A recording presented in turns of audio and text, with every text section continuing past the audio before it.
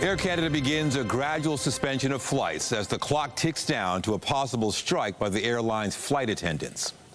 Good afternoon. Air Canada passengers could start to see flights canceled today ahead of a potential flight attendant strike. Negotiations between the airline and the union have been turbulent, and today flight attendants interrupted an Air Canada news conference. CTV's Sean Leathong was there. He's live at Pearson Airport with the very latest. Sean. Well, Michelle and Nathan, Air Canada informs us that they've started canceling flights that would be long-haul international flights set to depart tonight, and people are being notified. Now, if you follow me, I'll show you what they've also done here at Terminal 1. You see this desk behind me. That is, of course, not usually there. What they're doing is creating a help desk that would allow anybody who has questions about their flights come and get any information, like will they get a refund, will they be compensated by a hotel if their flight is canceled, etc. What we're finding out right now is that while flights are eligible for a refund, they're saying that things like a hotel is outside of their control, and that is not something they will be offering if these cancellations go ahead as we predicted. Now, we talked about a little bit earlier on in the day today. I was at the Sheraton near the airport on Dixon Road a little while ago for Air Canada's press conference, and while they were talking, a group of flight attendants stormed in, a couple dozen of them standing outside, came into the ballroom and interrupted proceedings. The members from Air Canada talking about what they have offered at the table and what they've received from CUPE. Now, once the members of the union stepped in, the press conference was abruptly ended. Now, we did have some of the press conference for about 10 minutes or so before that time, and we spoke to the union afterwards, but we have a couple clips starting with Air Canada. Here's what they had to say. We are still available to bargain at any time on the condition that the negotiation has substance. CUPE, for its part, while claiming at every turn they want to reach a deal, wasted 10 precious days, the last 21 days, by refusing to negotiate while they sought a strike mandate. They made the very last days of negotiations meaningless by making unsustainable offers. They refused our offer of arbitration to solve the impasse they had created. It's very frustrating to hear some of the untruths that are being said. We're just here to negotiate. We just want a fair contract. We feel that we're being ignored. Since 2 o'clock on the 12th, we have not heard from the employer. They have not been at the table, and we just want to get a fair and equitable contract for our flight attendants who are below minimum wage, and we just want to get compensated for all the work that we do for one of the best companies in Canada that flies the flag all over the world. So one of the biggest issues seems to be a miscommunication. We have both sides right now saying they're willing to be at the table. The union saying they're waiting at the table that they've been at for the last little while where the negotiations had taken place. Air Canada saying they are willing to talk at any time. It just comes down to who will make the first phone call at this point, because we still do have 2 days until that strike would fully take effect. Now, Air Canada is saying that as their cancellations become more gradual, it would likely affect about 100,000 customers. Anybody who does not have a confirmed flight is being told not to come to the airport, and then they will notify anybody of their cancellation within 48 hours of their flight. But as you can understand, many people coming to the airport today have concerns, not necessarily whether they'll get out today, but what may happen in a couple days' time if they will come home, because we know Air Canada has said if this strike goes forward, all Air Canada and Air Canada Rouge flights will be grounded as of about 1 a.m. on Saturday morning, and the clock is ticking to see if those negotiations will come back. Reporting live, I'm Sean Leathong. Nathan, Michelle, send it back to you. Thank you, Sean. Still ahead, Yorkdale Shopping Centre gets a new department store. Simon's opening its first Toronto location today. Details a little later in the newscast. A walkout was staged at the Elementary Teachers Federation of Ontario's annual general meeting last night. The union elected a new executive, but a number of its members are expressing concern about a lack of diversity amongst the new leadership. CTV's Janice Golding has the details. En masse, hundreds of black educators and their allies walked out of a banquet inside the Sheraton Centre. An act of protest that sent a clear message to the Elementary Teachers Federation of Ontario. Black voices were basically silenced and erased from ETFO's provincial executive.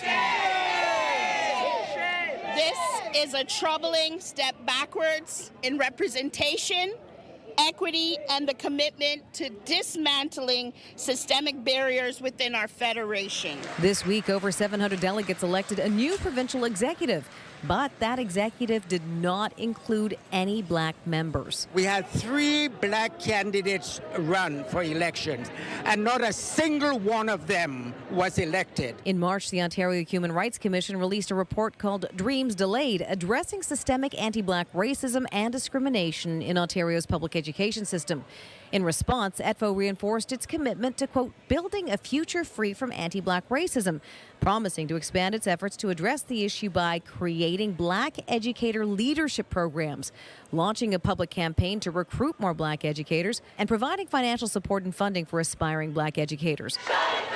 Empty promises, say those gathered at the Sheridan. You need to walk the talk. ETFO is not doing that. We will not be silenced and we will not be erased. Period. End of story. ETFO's new president-elect David Maston told CTV News he was not prepared to speak on this, and ETFO did not have another spokesperson available.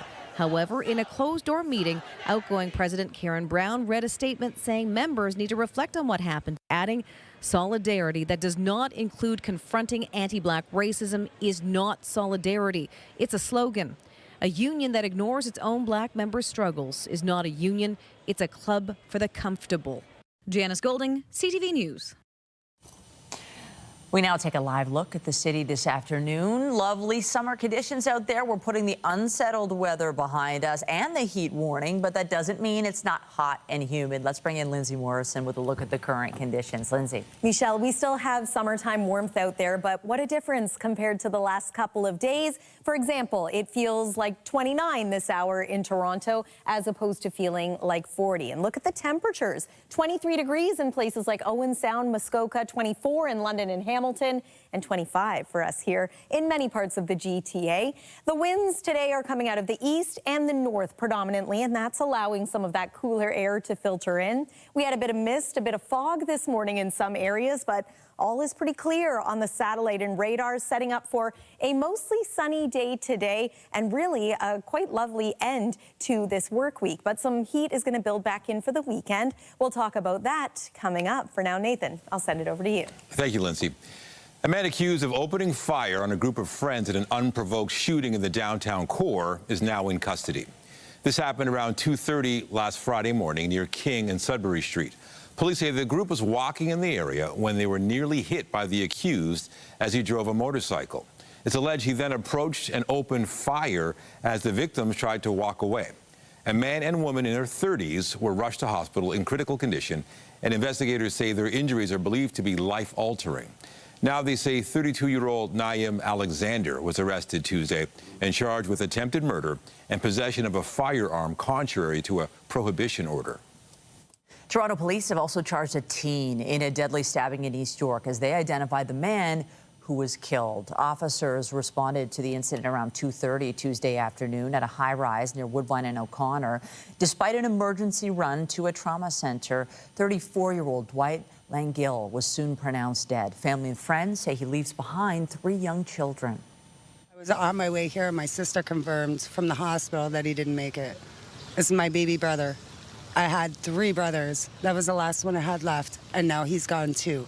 Murdered. I just got home, walked through the door, seen all the cop cars here, and found out one of my best friends died. I'm very shocked. My friend was murdered today. I don't know what to feel. Police say a young person was arrested at the scene. They've since charged a 17-year-old boy with second-degree murder in Langill's death. Investigators have said the suspect and victim knew each other. No injuries were reported after a taxi collided with the Eglinton Crosstown LRT. This happened just after 4 p.m. near Eglinton and Swift Drive. The CTV News chopper spotted a taxi driving away from the scene yesterday. Police say no injuries were reported, though there was some damage to property in the area. So far, there's been no word on what caused this crash. A 40-year-old man has drowned in Mississauga. Police say it happened at a home on Aquitaine Avenue near Winston Churchill Boulevard shortly before 8 p.m. They were originally called to the home for a medical issue. Neither police or paramedics have provided details about the circumstances leading up to the drowning. The city of Mississauga has been granted an injunction to temporarily prevent large gatherings at a plaza. It comes after numerous complaints from the neighboring community. This injunction allows for stronger enforcement at Ridgeway Plaza near Eglinton and Ridgeway Drive. Mississauga officials took the matter to court because of planned unsanctioned gatherings to mark Pakistan Independence Day yesterday and today for the Afghanistan Independence Day on the 19th. Over the past couple years, the city says it has received complaints about large gatherings of thousands of people at this plaza, fights and street racing on nearby roads. Peel police say they will be on site to address any issues and may close the plaza if necessary. The Ontario government is ordering its public service workers back to the office full-time. All workers will be required to be in the office 5 days a week starting in the new year. CTV's Natalie Johnson is live with all the details. Natalie. Hi, Nathan. That's right. This applies to more than 60,000 Ontario civil servants who were informed this morning that they will be required to go back to the office full time. This begins with 4 days a week starting in October and then increases to 5 days a week beginning in January. Now, this applies to Ontario civil servants, but also provincial agencies, boards and commissions. Right now, more than half of the Ontario provincial civil service are in the workplace full time. This new directive applies to the workers who are currently working in the office 3 days a week post-pandemic. Here's more from the Premier a few moments ago on why he believes it's time for workers to get back into the office 5 days a week. Well, I believe everyone's more productive when they're at work, and how do you mentor someone over a phone? You can't. You got to look at them eye to eye, over the water cooler, wherever, train them, camaraderie, plus the economy too. I'll just use downtown Toronto, for example. The path. You know, there's hard-working entrepreneurs that their businesses basically just died when, when they weren't seeing the flow of traffic. But I understand all the companies I've talked to, from the banks to the insurance companies to everyone else, everyone needs to go back to work. Half the public service is already at work 5 days a week, and I want to thank them. And I just look forward to having everyone back to work. Last year, federal civil servants were mandated to go back to the office 3 days per week. Recently, the big banks required their staff to go back into the office 4 days a week beginning in September. Reporting live, I'm Natalie Johnson. Nathan and Michelle, over to you. Thank you, Natalie. The clock is ticking for candidates hoping to throw in their hat in the ring for the upcoming City Council by-election in Scarborough. The vote's taking place in Ward 25, Scarborough Rouge Park. It was previously represented by now former Deputy Mayor Jennifer McKelvey. She stepped down to run in the spring federal election and is now the Liberal MP for Ajax. Councillors opted to hold a by-election instead of selecting McKelvey's replacement themselves. Candidates have till 2 p.m. tomorrow to file or withdraw their nomination paperwork at City Hall.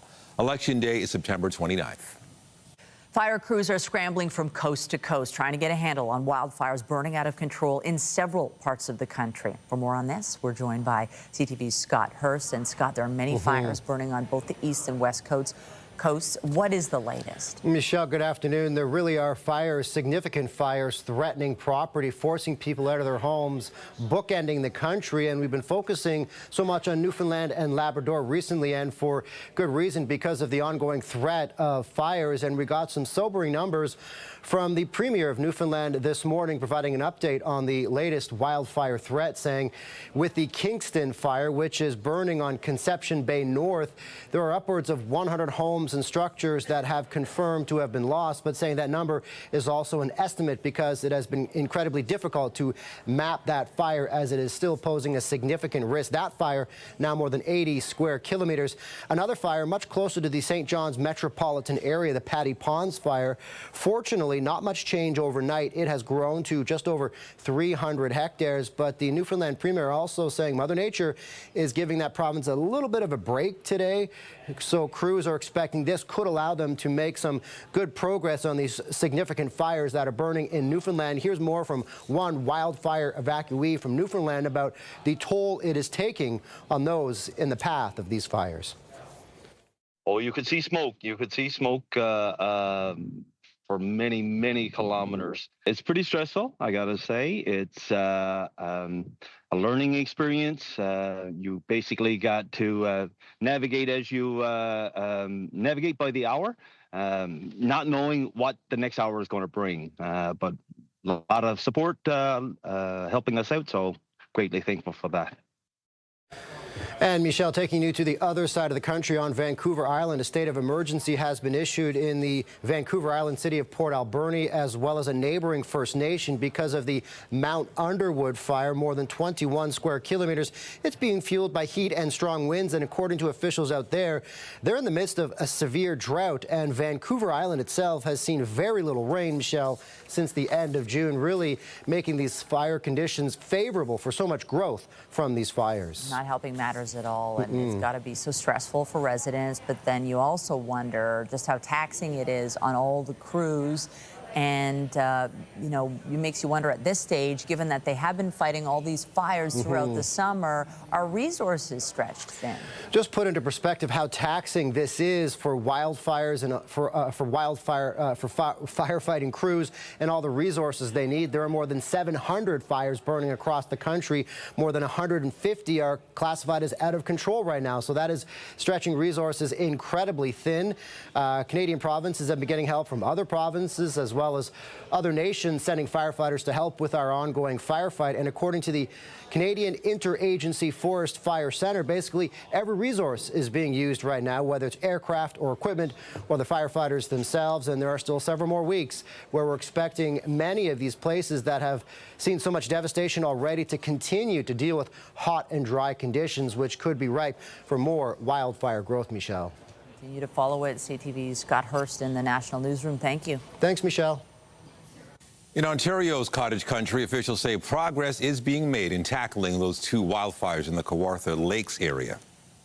There is some good news, and I would say that we are cautiously optimistic about that news. With the Burnt River fire, I'm reminded that conditions are still very dry, and we're probably one lightning strike away from being right back in the soup again. But as I say, we're cautiously optimistic. I think we are also somewhat optimistic on the Kirkfield area fire, and that we hope to hear news by the end of the day that progress has been made in that area. The 27-hectare Burnt River area fire is now classified as being held, so it's not likely to spread under current or forecasted conditions. The Kirkfield area fire is 33.5 hectares and remains out of control. People are still being urged to stay away from the areas. Now, the rest of the city of Kawartha Lakes is open for business. Canadian canola exports to China are facing a nearly 76% duty beginning today. And Conservative leader Pierre Poilievre addressed that this morning in Saskatchewan, where farmers will be affected. They've already gone after oil and meal. And this is, of course, another unfair attack on our Western producers, many of whom were having a fantastic growing season and looking forward to a bumper crop. That crop is now facing tariffs from one of our biggest customers. These tariffs are unfair and unjustified, and we lament the fact that Mark Carney has been so silent and so weak, failing to stand up for our farmers against these tariffs. The move by Beijing is in response to Ottawa's 100% tax on Chinese electric vehicles. Canada supplies China with most of its canola, but Beijing currently exports very few electric vehicles to Canada. The UK Prime Minister welcomed Ukraine's president to London today ahead of a meeting between the US and Russia. Keir Starmer is showing support for Ukraine a day before Donald Trump meets with Russian President Vladimir Putin. Starmer says the talks in Alaska present a viable chance to make progress on ending the war in Ukraine. The U.S. president says it will be a give and take on boundaries and lands, and says the talks will set up a second meeting to make a deal. At a time when other department stores are closing, Simons is celebrating a major milestone today. The Canadian department store is opening its first Toronto location in Yorkdale Shopping Centre. CTV's Allison Hurst is live at the mall with the latest. This sounds like a big deal. Absolutely, Nathan. And there were tons of people here to see the grand opening, which happened here this morning. Lots of people waiting at the door, hoping to be some of the first shoppers inside this two-story location at Yorkdale. Hundreds of shoppers waited and snaked through the mall leading up to the grand opening of Toronto's first of two Simons department stores. The 118,000 square foot location is taking over what was Nordstrom inside the Yorkdale Mall here until 2023, when that store closed all its Canadian locations. The expansion for this Quebec-based retailer also follows the collapse of its biggest Canadian competition, Hudson's Bay. Simon's house brands make up 70% of its products, and the CEO says there's something here for everyone. I'm on a high right now. This is really a milestone for us. It's a new chapter in our history. This is a major investment for Simons here in the Toronto market, our first in Toronto proper. And the first of a $100 million investment in Toronto with the two stores, the next one coming at Toronto Eaton Centre. So I'm just ecstatic to see it come together, to see so many people. This is what we exist for our clients. I'm just really happy to see the turnout this morning. The Eden store location, as for that one, we still have to wait and get an actual date on when it's supposed to open, with this company's CEO just saying it will be sometime this fall. Reporting live, I'm Allison Hurst. Lindsay, we'll send it over to you.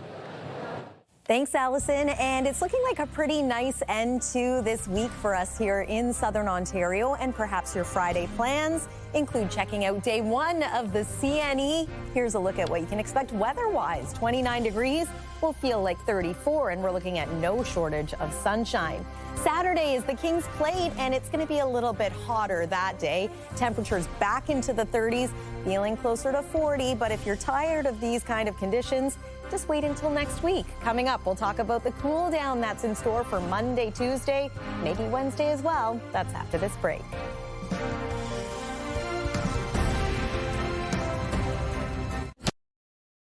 All right, let's talk about the forecast. Another hot one, but not quite as hot as what we've had. It's amazing when, the heat gets dialed back just a tad, and the humidity as well. It's just more bearable and more enjoyable. And in an average summer, we would not be calling 29 degrees feeling like 32 our cool day of the week. But here we are in this summer. That is definitely the case. And don't get too used to this, because we are going to heat up again as we make our way into the weekend, but even cooler air follows us into the start of next week, which will be a nice change for many, I suspect. Weather is brought to you by the Presler Law Firm Injury Lawyers. You don't pay unless they win.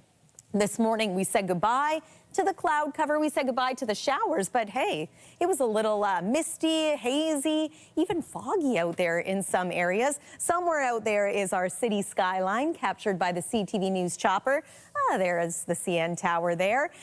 Brighter skies expected through the rest of the afternoon. Mix of sun and cloud in some areas, mainly sunny skies in others. No matter which way you slice it, it's a pretty good day to spend some time outside. Here's our current satellite and radar, and there is nothing to show you. We have high pressure in place, and it will be in place for the next couple of days here. Next round of active weather looks like it's going to arrive by about Saturday night, and likely overnight, so not necessarily impacting your Saturday plans. Simply setting this forecast radar in motion, you'll notice that, again, we remain dry and mostly sunny through Thursday, Friday, and into Saturday. There's Saturday afternoon, so if you're going to be spending part of your weekend in extreme southwest Ontario, might be a bit more of an afternoon weather story for you, and then late evening into the overnight, perhaps a round of showers, maybe even thunderstorms for us here in the GTA, and we could be a little unsettled into the day on Sunday. Let's bring it back to right now. It is 26 degrees in Toronto, feeling like 29. It feels like 33 in Windsor, and it feels like 31 in the Kingston area. Today's high, our forecast high, again, 29 degrees, humidex 32. So an improvement from the last few days when it easily felt like 40 or even 42, 43. Our evening at a glance, so this is around 9 p.m. tonight. 24 degrees is what we can expect. Partly cloudy skies, light winds, and hey, that sunset time is now 8:23. Overnight tonight, 18 for the low, but check out places like Bancroft, single-digit territory, 8 degrees. That's below seasonal in that part of the province. Tomorrow, a little snapshot of what you can expect. I think it's going to be a fair day on the fairways if you're hoping to get in a round of golf. And thanks to the rain that we had this week, maybe the greens will be looking a little greener too. That would be nice. All right, let's talk about the 7-day forecast. So there's Friday, once again, 29 degrees, similar to today, but Saturday, we could see some communities climb to about 31, 32, even 33 degrees. It's going to feel close to 40 once again. There's the chance of showers for Sunday. Not expected to be a washout of a day, but just something you might want to plan for. And we're around 29 degrees that day, but the cooler air arrives for next week. 23 degrees on Monday. Watch the overnight lows as well, perhaps in the low teens. That's going to be a bit of a difference. You'll likely notice it first thing in the morning as you're waking up and heading out the door. And then it looks like we gradually see a return to seasonal temperatures, maybe up around 25 degrees by next Wednesday. But overall, a big change, generally speaking, next week. That's the forecast for now. Michelle, over to you. Thank you, Lindsay. Well, speaking of change, Toronto's Wellesley TTC station has undergone a transformation. A new mural was recently installed celebrating the LGBTQ2S+ community. And CTV's Jessica Smith is there live at the station with more. Jess. I'm having some technical issues hearing you guys, but I promise you it won't impact us at all. We are down here at Wellesley Station for a really cool public art initiative run by Steps Public Art. I want to bring in Angeli here. So talk to me about how this all came into play, because, you know, I take transit all the time. I walked out of the station, I saw the clouds first, and then I saw the mural. But explain to me how this all came about. It was really a collaborative effort. It was funded by the City of Toronto through Ward 13 Councillor Chris Moyes and the Church and Wellesley Village BIA and Pride Toronto released the call for artists, and then they brought Steps on to realize the project. Speaking of the project, we have the artists here. We have June. So talk to me about how this all came to fruition, because there were a number of artists, the call went out, but you were the chosen one. How did this all kind of come to fruition? So Steps Initiative reached out to me about this project, and I was like so excited about it because I always wanted to celebrate this community. I wanted to create something that really everybody can enjoy and all the people can like celebrate. So yeah, here we are, and I am very happy that I'll be able to create something colorful and beautiful for the city. So how did you come up with the theme? Because I noticed there are some dragons in there. We've got obviously some really beautiful colors, but how did the theme come about? So dragon is one of the subjects that I do a lot in my own work. It represents power, prosperity, and protection. So I thought bringing dragon would be really suitable for this design and leading the march through the village. And as you can see, there's a different people walking together with the dragon that represent diverse community in the village, and also it really symbolizes the power of unity and visibility. Now, moving forward, I know Steps has a number of initiatives in play, but what's next for you guys? Because I feel like this is a huge, huge kind of piece, and it's going to be here for a long, long time. But what's next? Well, we're currently working on a huge 8-story project at 840 St. Clair West. So I invite people to come and check that out. We're going to be launching it on September 11th. So we're super excited about that. We also have a project happening at the Weston GO station, and another project with the Laneway project at the Parliament Street Library. So a lot of things on the go. We're super excited. It's been a busy summer for us. A busy and beautiful and bright summer. Well, thank you both so much. You can come on down to Wellesley Station. You can't miss it as soon as you walk outside. I'm going to thank you both. I'm going to send things back inside to Nathan. Thank you, Lindsay.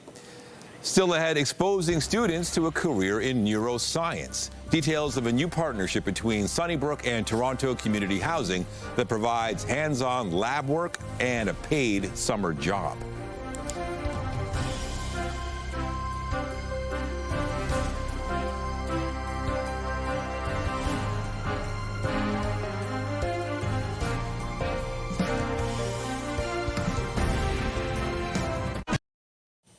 A pilot program is putting bright young students from Toronto Community Housing into the halls of one of Canada's top neuroscience centres. We get the details from our health reporter, Pauline Chang.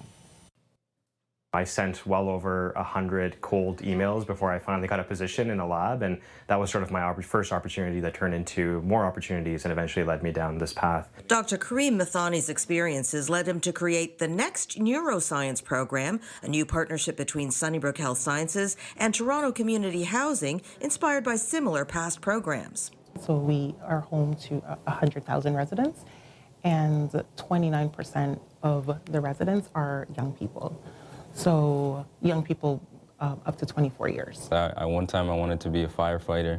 Another time, for many years, I thought I would be in the NBA. Caleb Wamiki just finished grade 12, and his 2 months at Sunnybrook have inspired him to switch to a career in neuroscience. I think it's the most interesting system in the body, the nervous system, because it controls like your mind, it controls voluntary movement, it controls your breathing, all these things that we don't even think about. Before this, I never had the opportunity to come into a physical lab, coming to a hospital, seeing people, and this is their day-to-day job, you know? Nabayat Fasaha had always been interested in science, but never dreamed she could get a paid summer job in a top neuroscience department. I come here from like 9 to 5.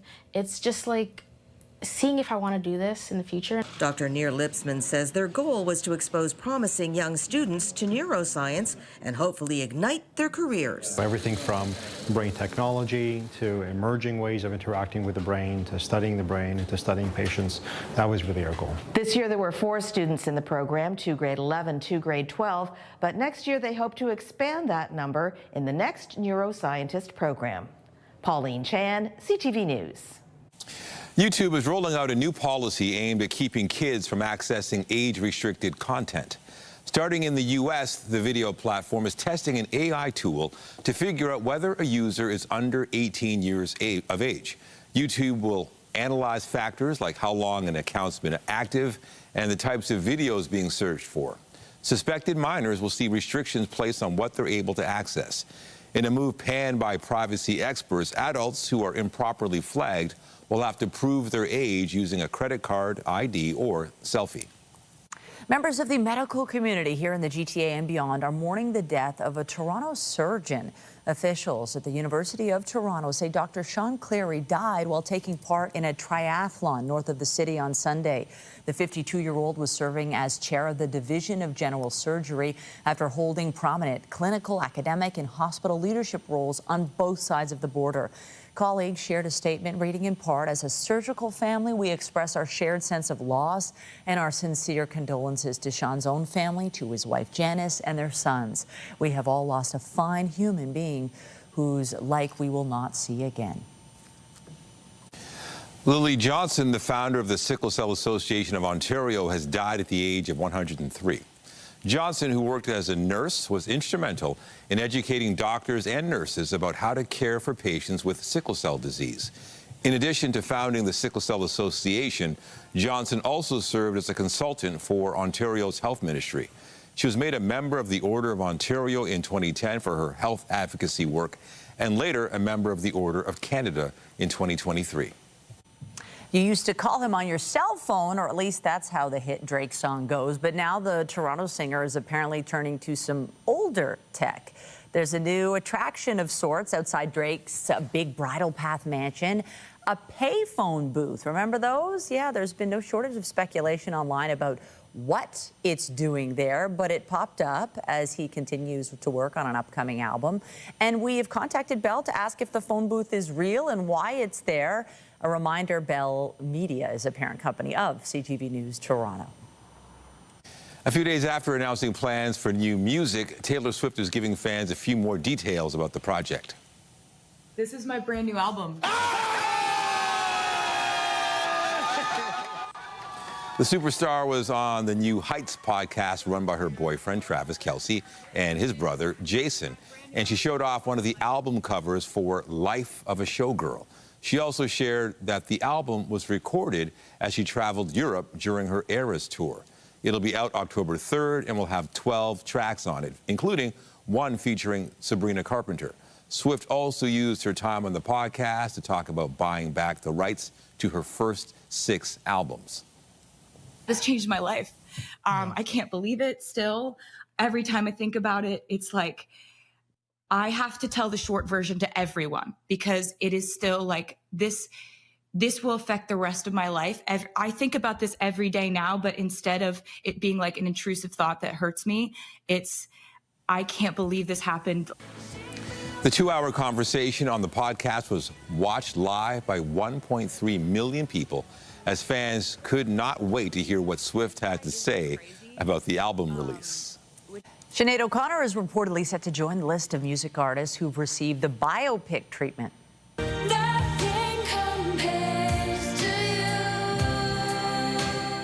Variety reports a film is in the works that will focus on the early life and career of the Irish musician.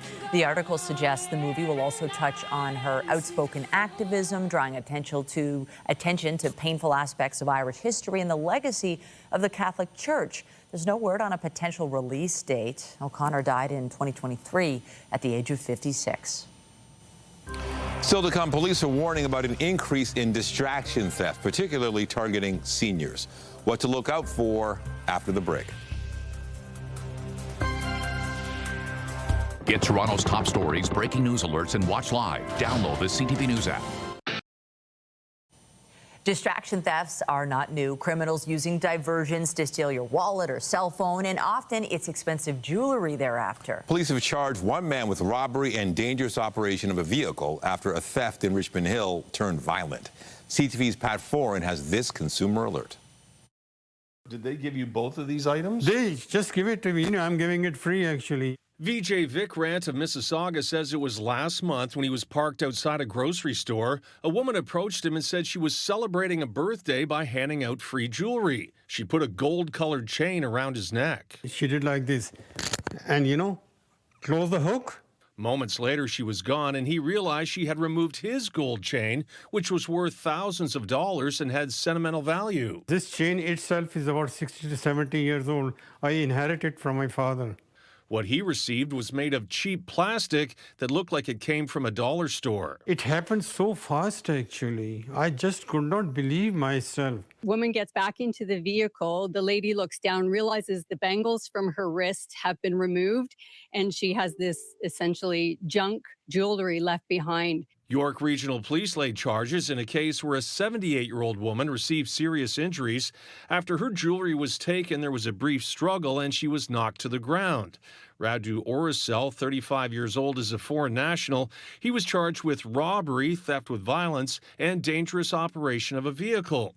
Police say many distraction thefts appear to be part of a network of organized criminals in Canada illegally practicing criminal tourism. They're just here to commit their crimes. Unfortunately, a lot of the ones that we arrest are not Canadian citizens. They have not arrived here lawfully. Police say as well as parking lots, distraction thefts are also happening at post office boxes. And in Ottawa last week, 90-year-old Terry Thompson had her ring stolen outside a retirement home. She was gone in about a second. Vikrant had planned to hand down his gold chain to his son, something he's no longer able to do. I really feel very, very bad. Be very careful. Somebody tries to give you something. Pat Foran, CTV News. In sports, AFC Toronto was looking for a third straight win when they took on Ottawa Rapid FC last night. Didn't even have a shot on target before they scored their first. Hunter with a header! It's a goal for Toronto. They strike first. Toronto opened the scoring with a goal in the 21st minute. Ottawa was able to tie things at 1 before halftime. That would be all the scoring as the game ended in a 1-1 draw. AFC Toronto will be back on the pitch Sunday when they host the Vancouver Rise at BMO Field. The Blue Jays were also looking for a third straight win as they continued their series with the Chicago Cubs last night. High fly ball to right field. It is fairly deep. It is gone. The Cubs opened the scoring with a homer in the third inning, and they'd go on to win the game 4-1. The teams will wrap up their series this afternoon. First pitch is 3:07. And a Canadian will be making his major league debut for Chicago against the Jays for today's game. Burlington, Ontario's Owen Casey has been called up by the Cubs. Casey is listed as the 45th best prospect in all of baseball, according to MLB Pipeline. While there's still no opening date set for the Eglinton Crosstown LRT, the province says it's reached a different major milestone in transit construction. The province says it's broken ground on the second tunnel shaft that will serve the Ontario line. That work is now underway at the site of the future Gerrard Station, and it'll serve as the entryway for trains moving from the above-ground tracks to underground tunnels. The 15.6-kilometer line will run from Exhibition Place to the site of the former Science Centre at Eglinton and Don Mills. It's estimated construction will be complete in 2031. You may have seen some monarch butterflies fluttering around your backyard this summer. The endangered species is gearing up for its migration to Mexico later this month. The population has seen a decline over the last few decades, but as CTV's Alexandra Hollick shows us, there are ways to keep the species afloat. Whether you're 8, 9, or 89, the magic of monarch butterflies can be captivating. I think it's a really cool animal, or insect, I should say. It's amazing what they do. You don't know what they're going to do. The orange and black winged creatures are gearing up for their annual migration to Mexico. But for now, they're spending time at a Stratford park. The butterflies that you see throughout the summer are here to basically enjoy their summer vacation.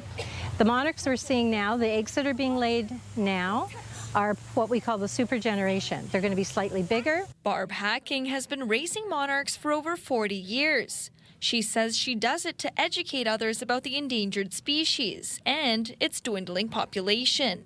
2 years ago, the population in Mexico was down again. And this year they're saying, oh, it's doubled. But they have to realize it's doubled from not very many to begin with. Experts say monarchs thrive in areas full of milkweed, and the best way to keep the population going is by planting milkweed in your own garden.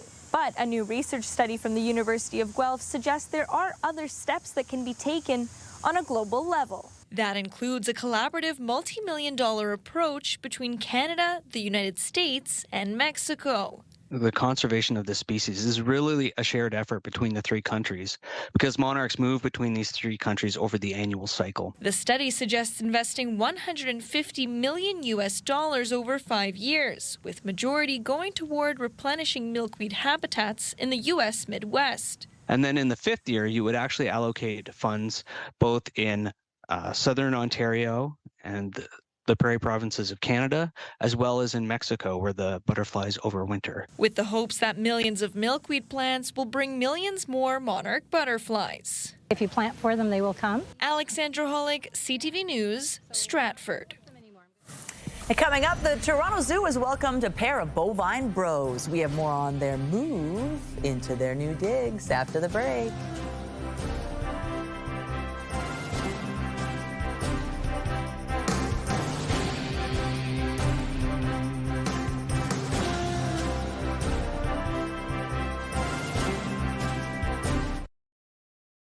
The Toronto Zoo is home to 2 new residents, a pair of Highland cows under a year old. The shaggy-coated cows are set to make their public debut this weekend, but we had a sneak peek. They're moving in, and the pair of bovine brothers are planning to stay. I definitely like their fur. They look kind of silly with all their hair and stuff. Their horns, too, they're really cool. A sneak peek for zoo members like Cheryl Monahan and her grandchildren, who planned today's trip to see the zoo's newest additions, these 9-month-old Highland cows. I was in Scotland 2 years ago, and it was the first time I ever got to see a hairy coo and pet it. It was wonderful, and they're gentle. They really are gentle. They remind me of my little brother Lachlan. And how? Because he has kind of red hair like them. The pair's from Ontario, but their lineage can be tracked across the pond. The Scotland Highlands is where Highland cows originated from. They can be looked back in the history books all the way to the 6th century. Mark Branson says the brothers, who don't have names yet, are here to stay.